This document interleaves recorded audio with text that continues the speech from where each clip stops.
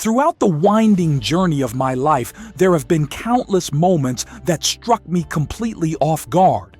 Moments that shook me down to my very core and left me feeling utterly lost, as if I were wandering blind in a vast, dark forest. I stumbled. I faltered. I made mistake after mistake, more than I care to admit.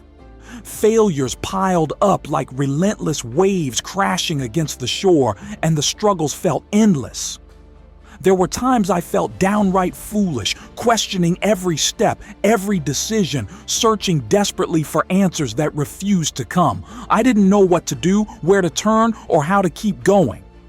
Yet I came to understand that this feeling of being lost and confused is not a curse, but the very essence of growth.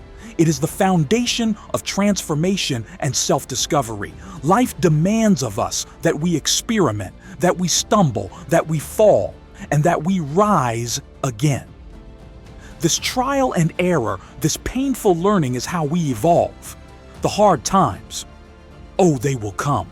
They always do. Life doesn't warn you with a gentle tap on the shoulder. It blindsides you with the force of a hurricane when you least expect it. Sometimes those blows come from the ones we hold closest in our hearts, the people we believe would stand beside us forever. Maybe someone you vowed to share your life with decides to walk away. Maybe a dream you built crumbles overnight. These moments cut deep. Panic and pain threaten to shatter you completely. I wasn't prepared either. The shock knocked me off balance, shattered my expectations, and I felt broken beyond repair. But here's what I learned. That breaking is not the end. It's the beginning of something new, something stronger.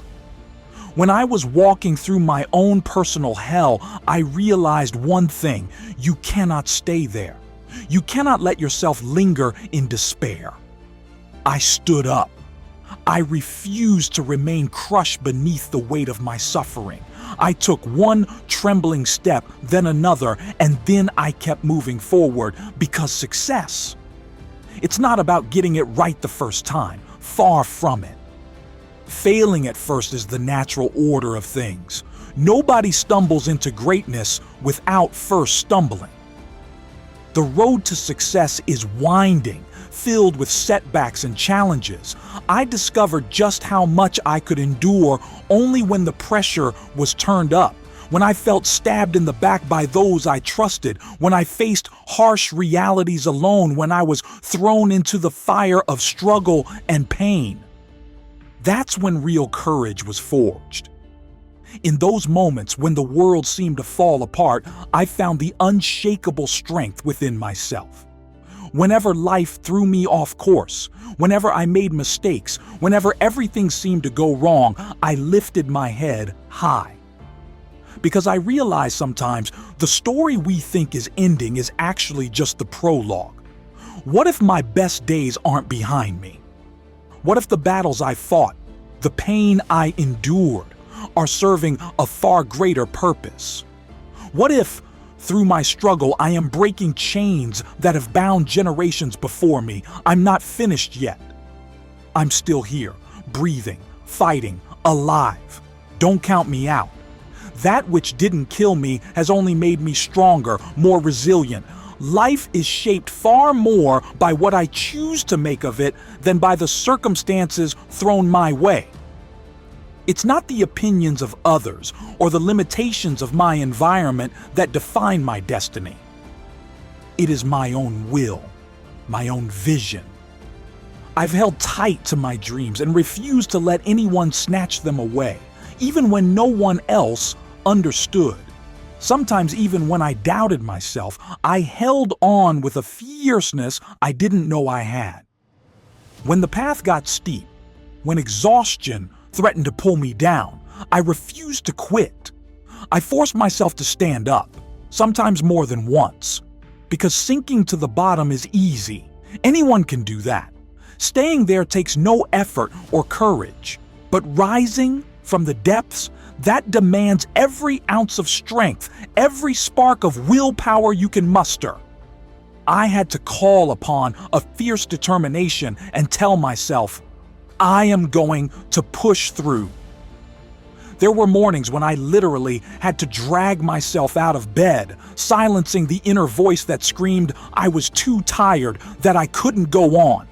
That voice, that relentless inner critic, is a liar. At least 85% of what it tells me is negativity, doubt, and fear. It tries to convince me I'm weaker than I am, that I'm defeated before I've even begun. But I learned to shut it down, to override that noise with a louder, stronger truth. I'm doing this anyway. I'm scared, but it's scarier not to try. That voice cannot stop me anymore. The question is never if I can reach the next level. It's when. When will I break through? When will I explode into the success I've been building toward? I don't waste time worrying about if, because deep inside, I know I have the power. It's just a matter of timing. I held on, persevered, and reminded myself every successful person got there because they expected to win. They walked into every challenge knowing they belonged there, that victory was their right. I want to walk into every opportunity with that same unshakable belief. Walk into a job interview as if I already own the job. Sit down for a test fully convinced I will pass.